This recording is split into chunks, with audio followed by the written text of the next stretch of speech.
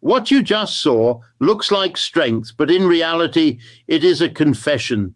A public ultimatum is not always power. Many times it is desperation dressed in an official uniform. I have spent decades studying economies in crisis, empires under tension, and models that promise stability while quietly creating fragility. I have seen systems fall for one simple reason. When a model stops delivering well-being, it starts ruling through threats. And today I want to leave you with a very clear open loop, because there are three turns here that almost no one explains calmly. First, they do not threaten from strength, they threaten from fear. Second, the agreements and rules that Washington presents as order end up working as a technical shield for the country it claims to be cornering. Third, if this is understood correctly, it can become a historic opportunity for the region. Stay until the end, and you will understand why your salary, your job, the prices at the supermarket, and your family's stability are connected to this scene that is sold to you as distant geopolitics. Let's get to the point. No mysticism, no propaganda, and no insults. What we saw was an ultimatum. The United States, in a public way, drew a line for Venezuela, translated into plain language. Either you align with our conditions or you pay an economic price. That price is not a metaphor. When money is threatened, we are talking about banks, contracts, trade, and jobs. We are talking about whether a ship can insure its cargo, whether a company can collect an invoice, whether a family can buy medicine, whether a country can breathe. The threat framed as an ultimatum revolved around a classic financial weapon: harsher sanctions, asset freezes, and indirect blocking through the international banking system.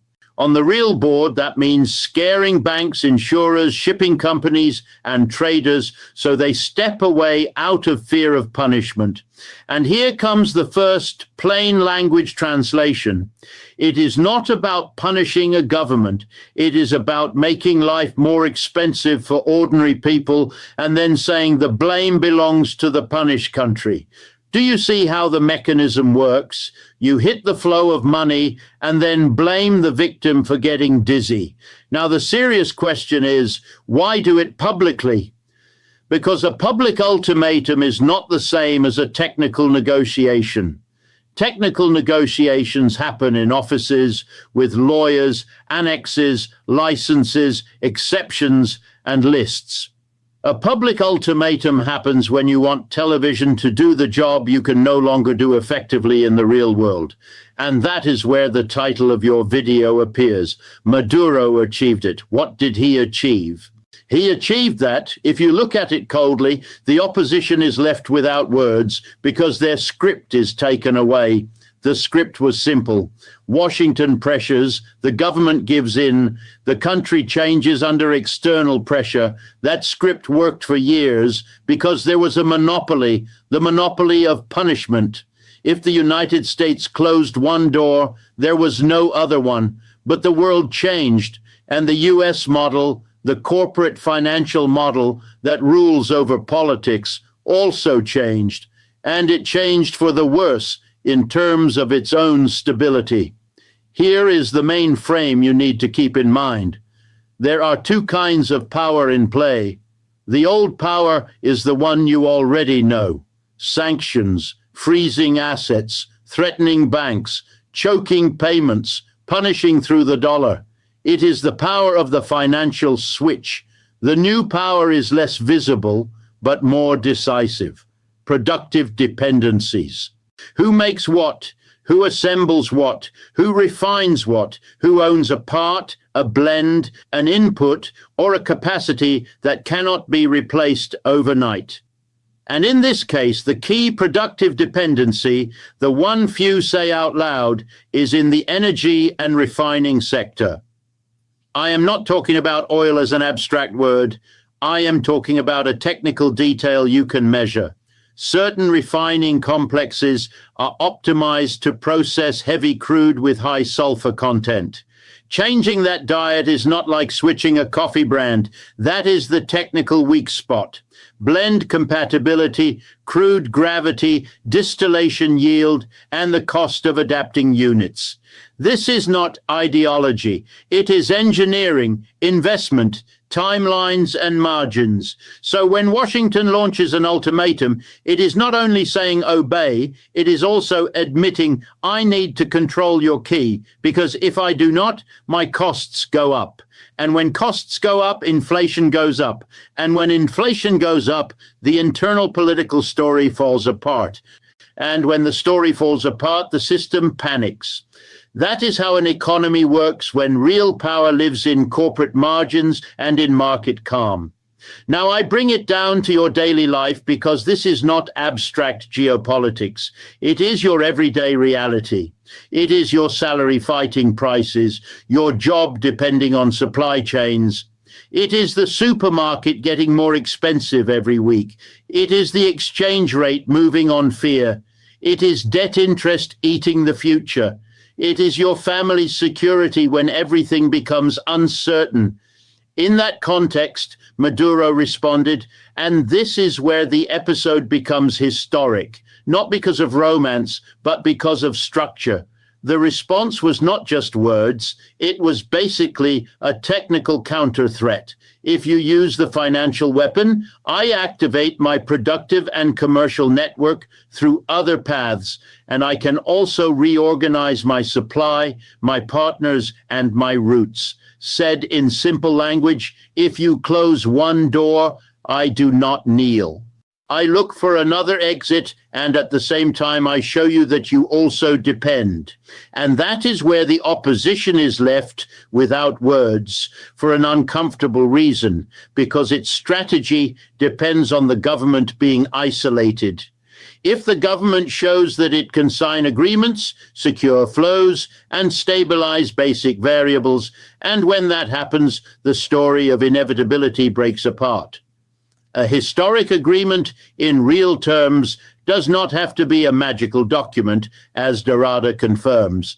Very often, a historic agreement is a package of coordinated actions, new payment routes, new buyers, new intermediaries, new regional energy deals, and a legal structure designed to operate under pressure. Now, let me be very precise. If some specific details are discussed in an opaque way, as often happens, then we are talking about a reasonable hypothesis based on how these economies work under sanctions. But the pattern is clear, and that pattern is what matters. What was the core of that pattern? That instead of answering the ultimatum with a plea, it was answered with a realignment, with an okay, if that is your lever, here is mine. And this takes us to the first turn. They do not threaten from strength, they threaten from fear. Fear of what? Economic fear, fear of losing low costs, fear of shrinking margins, fear that part of the world leaves the lane and then the lane stops being a highway. Because modern capitalism, and here I mean corporate financial capitalism, needs one thing to keep its promise alive, that the world keeps flowing cheaply, cheap labor, manageable energy, predictable supply chains, and countries that accept their place. When a country starts moving outside that map, the system does not debate philosophy, it debates costs. Look at the causal chains slowly, like a teacher, without shouting. If sanctions or tensions make access to certain energy flows more expensive or make refining harder, transport and production costs rise. If costs rise, consumer prices rise. If prices rise, people get angry. If people get angry, politics looks for fast scapegoats. And then public ultimatums appear to create the illusion of control.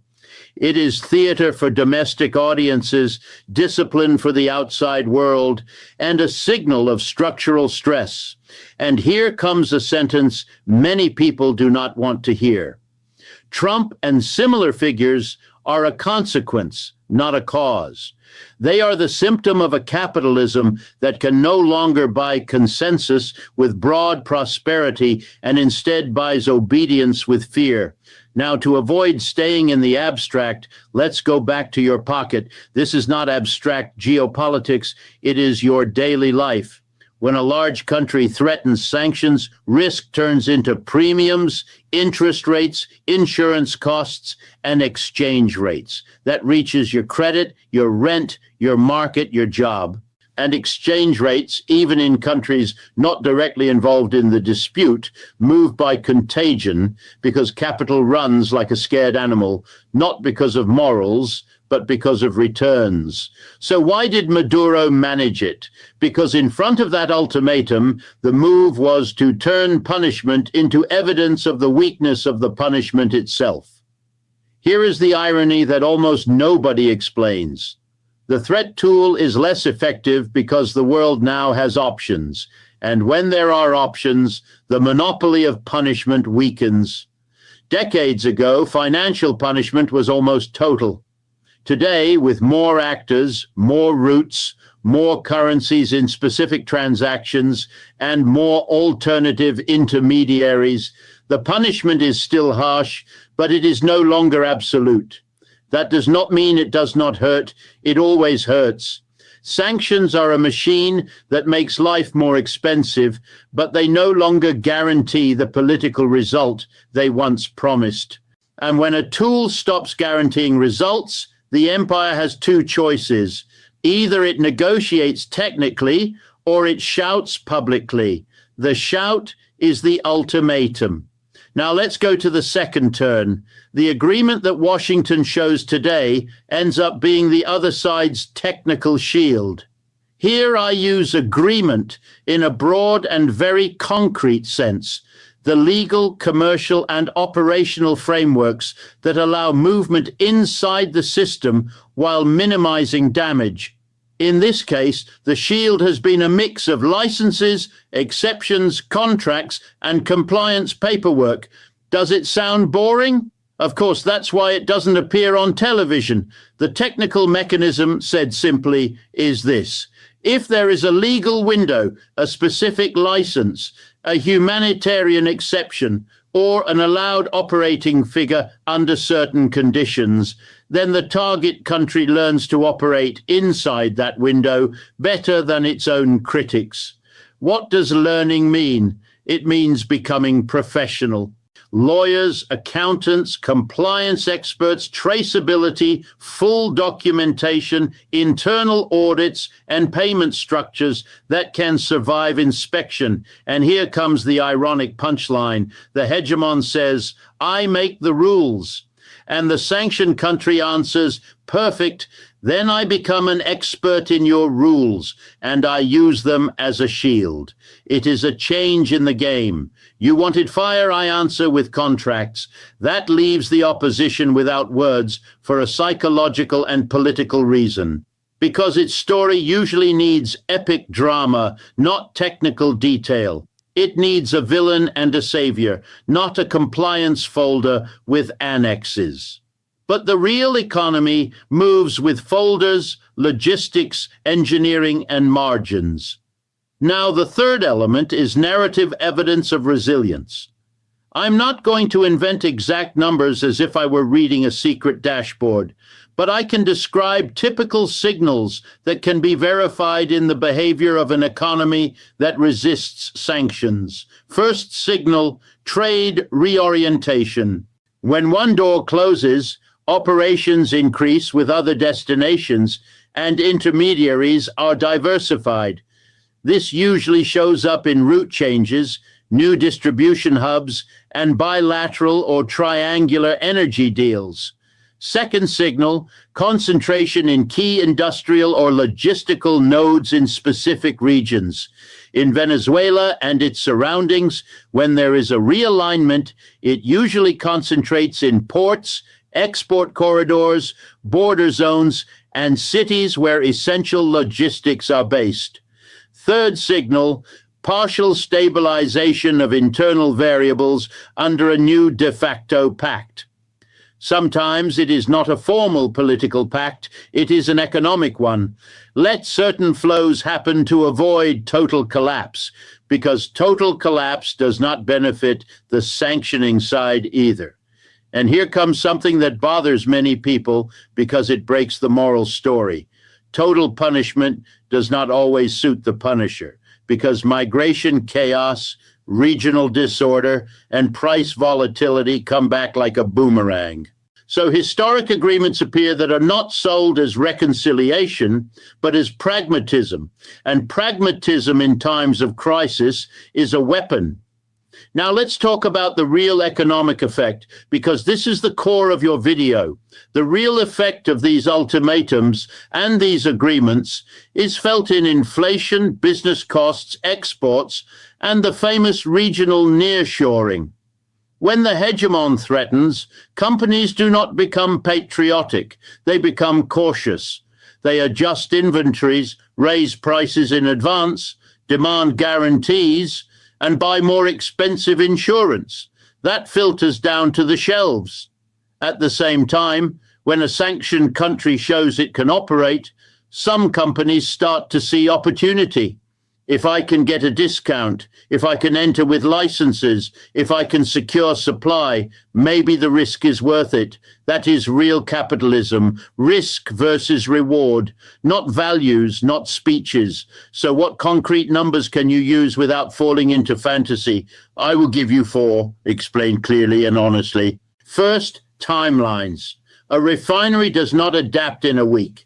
Changing crude blends, adjusting units, securing inputs takes months or even years, depending on the scale of the change. That is a structural timeline. Second, financial costs. When there is a threat, interest rates and spreads go up. One single percentage point in financing cost can blow up family budgets and also government budgets. You do not need an exact number to understand the impact. Interest is the silent tax. Third, inflation as a result. A small increase in energy costs multiplies through transport, food, and basic goods. That multiplication hits hardest those who live on wages. Fourth, the speed of panic. Markets react in minutes. Families adjust in months. And that gap creates suffering because the system moves faster than people do. Now, to close the full loop, let's look at the strategic contrast. There are countries that confront in public and countries that negotiate at a technical level. Public confrontation creates applause, headlines, and polarization. Technical negotiation creates results, licenses, exceptions, timelines, guarantees, and above all, continuity of flows. In this case, the smart move, and that is why the opposition went silent, is that the conflict moved from the field of who shouts louder to the field of who can sustain their architecture better. Because a public ultimatum is a bonfire. A legal and productive architecture is a power plant. One gives heat for a short time, the other keeps the house running. And here comes the third turn. A historic opportunity for the region. Opportunity for what? To learn the core lesson that our vulnerability is not cultural, it is not lack of talent, it is not bad luck, it is structure, it is dependence. For decades, Latin America has been trained to compete by being cheap, not by being sovereign, to produce but not to get rich, to export but not to control value. And when an ultimatum appears, the truth is exposed. If your economy depends on an external switch, your politics do too. The opportunity is to build our own switches, not in fantasies, but in concrete things.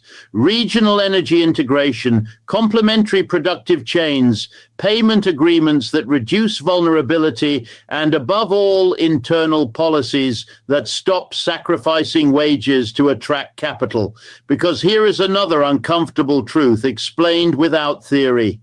Low wages are not an accident. They are a strategy.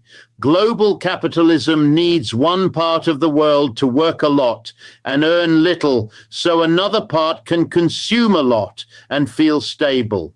And when that machine starts to fail, the system does not reform itself, it just threatens. So when you see Washington issuing an ultimatum and Caracas responding with a realignment, what you are witnessing is a fight over who pays the bill for the model. And that bill is always pushed onto ordinary people, onto your salary, your job, your market, your exchange rate, your debt interest, your family security. That is why I insist this is not abstract geopolitics. This is your daily life. So what clarity does all this leave you with? It leaves you with a very important one.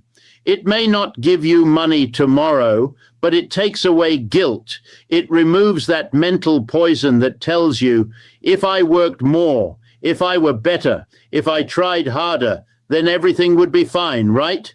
You live inside a structure that moves prices, wages, and stability like chess pieces. And when you understand that, you can do two things. First, stop buying propaganda, no matter where it comes from. Second, start demanding policies that protect the majority, not corporate margins. Because if Maduro achieved something in this episode, and that is why the opposition had no words, it was showing that the ultimatum was not an all-powerful hammer, it was a signal. A signal that control is no longer total, that punishment no longer guarantees obedience, and that the model that shouts is trying to hide that it is shaking. And I say this calmly, as someone who has seen this pattern repeat.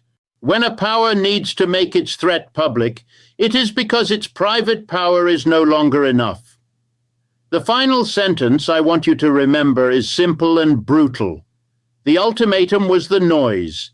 The structural weakness was the background music. And if you learn to listen to that music, you start to see the system as it really is, not as it is sold to you.